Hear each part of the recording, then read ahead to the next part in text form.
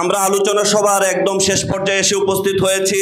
আমি জাস্ট একটা জাভেদ ভাইয়ের একটা কথা বলি। জাভেদ ভাই বলেছেন আগামী নির্বাচন সহজ হবে না, তবে আমি এইটা বিশ্বাস করি যদি আমাদের নেতা নাসিরউদ্দিন চৌধুরী সুস্থ হয়ে দিরাইয়ে নির্বাচন করতে পারেন তাহলে সেই নির্বাচন কেউ আমাদের সামনে দাঁড়াতে পারবে না। এ পর্যায়ে বক্তব্য নিয়ে আসছেন সুনামগঞ্জ জেলা বিএনপির সাবেক উপদেষ্টা, সাবেক ছাত্রনেতা জনাব অ্যাডভোকেট তাহির রায়হান চৌধুরী পাবেন।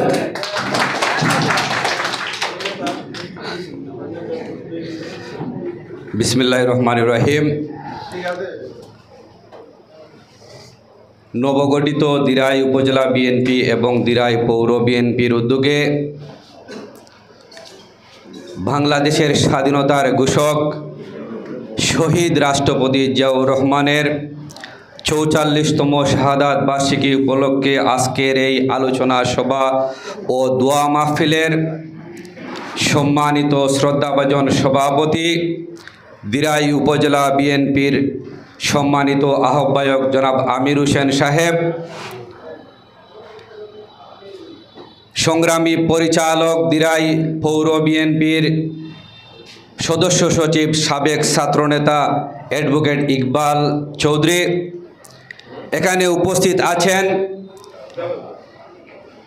সুনামগঞ্জ জেলা বিএনপির অন্যতম সদস্য, দিরাই উপজেলা বিএনপির সাবেক সাধারণ সম্পাদক, কারা নির্যাতিত নেতা শ্রদ্ধেয় বড় ভাই আব্দুর রশিদ চৌধুরী সাহেব, উপস্থিত আছেন সাবেক ছাত্রনেতা, যুক্তরাজ্য বিএনপির যুগ্ম সাধারণ সম্পাদক, দীর্ঘদিন যাবৎ এই দলের জন্য কাজ করে যাচ্ছেন ছাত্র দল থেকে এখন পর্যন্ত জনাব আজমল হোসেন চৌধুরী জাভেদ, উপস্থিত আছেন ঢাকা বিশ্ববিদ্যালয়ের মেধাবী ছাত্র, সাবেক ছাত্রনেতা, যুক্তরাজ্য বিএনপির সহ সাংগঠনিক সম্পাদক আমার ভাগনা ব্যারিস্টার আব্দুল মজিদ তাহের, উপস্থিত আছেন আমার শ্রদ্ধেয় চাচা। যখন আমরা ছাত্র দলের রাজনীতি করতাম দিরাইতে, তিনি এসেছিলেন যুক্তরাজ্য থেকে এখানে বিএনপি করার জন্য। তিনি সম্ভবত আমার যদি ভুল না হয় উপজেলা বিএনপির সহসভাপতির দায়িত্ব পালন করেছেন। যুক্তরাজ্য বিএনপির সাবেক উপদেষ্টা জনাব আবু তাহের চৌধুরী সাহেব এখানে উপস্থিত আছেন। দিরাইয়ের দামান হিসেবে তিনি গর্ববোধ করেন। সুনামগঞ্জ জেলা বিএনপির সদস্য অশোক তালুকদার, উপস্থিত আছেন উপজেলা বিএনপির যুগ্ম আহ্বায়ক হুমায়ুন কবির তালুকদার, পৌর বিএনপির সংগ্রামী আহ্বায়ক, সাবেক ছাত্রদল নেতা। আমরা একসাথে দিরাই উপজেলাতে ছাত্রদলের রাজনীতি করেছি।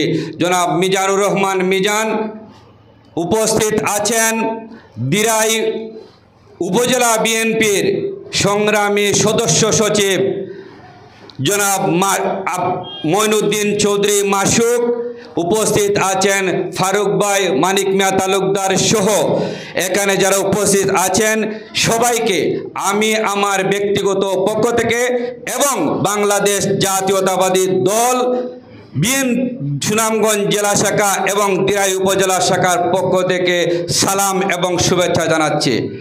বন্ধুগণ, আমরা দীর্ঘ প্রায় 2 ঘন্টা যাবৎ এখানে বক্তব্য শুনছি। আমাদের নেতা, বাংলাদেশের স্বাধীনতা ঘোষক, বিএনপির প্রতিষ্ঠাতা শহীদ রাষ্ট্রপতি জিয়াউর রহমানের জীবনীর উপর আমরা দীর্ঘক্ষণ যাবৎ আমরা বিভিন্ন ধরনের আলোচনা শুনেছি। আমরা কিন্তু একটি জিনিস, আমরা এখানে যারা উপস্থিত হয়েছে, আমরা এই কার্যালয়ের ভিতরে যারা উপস্থিত হয়েছে, আমরা সবাই একই আদর্শে বিশ্বাসী। সেই আদর্শটি হলো আমাদের নেতা বিএনপির প্রতিষ্ঠাতা শহীদ রাষ্ট্রপতি জিয়াউর রহমান যেই আদর্শটি দিয়ে গেছেন, সেই আদর্শটি হলো বাংলাদেশি জাতীয়তাবাদ। আপনাদেরকে সবাইকে বুঝতে হবে, আমাদের সবাইকে আমাদের হৃদয়ে আমরা ধারণ করি। আমরা যারা বিএনপির সন্তান, আমরা যারা ছাত্র দল করি, আমরা যারা যুব দল করি, স্বেচ্ছাসেবক দল, তরুণ দল, শ্রমিক দল, কৃষক দল, আমরা সবাই একই আদর্শে বিশ্বাস করি। সেই আদর্শটি হলো বাংলাদেশি জাতীয়তাবাদ বন্ধুগণ। আর আমাদের সবার নেত্রী দেশনেত্রী বেগম খালেদা জিয়া, আর আমাদের নেতা বিএনপির ভারপ্রাপ্ত চেয়ারম্যান দেশ নায়ক জনাব তারেক রহমান। বন্ধুগণ, আমরা এখানে যারা উপস্থিত হয়েছি, আমরা নির্যাতিত নিপীড়িত কর্মীরা।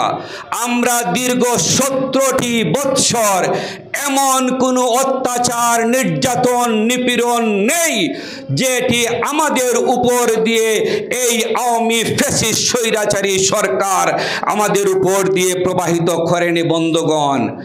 দিরাই এবং সাল্লা আমাদের মধ্যে একটি রাজনৈতিক ঐতিহ্য ছিল।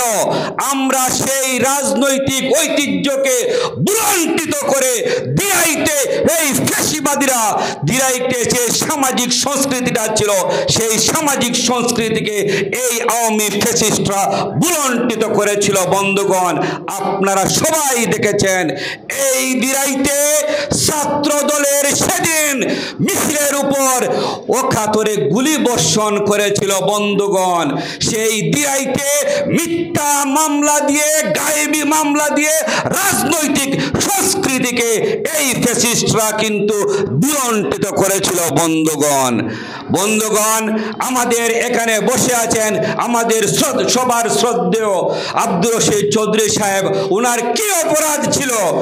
উনার কি অপরাধ ছিল যে উনাকে ডান্ডা বিড়ি পরিয়ে দিরাই থেকে সুনামগঞ্জ নিতে হবে? কেন কেন এখানে রাজনীতি করে গেছেন গোলাম জিলানী চৌধুরী, এখানে রাজনীতি করতে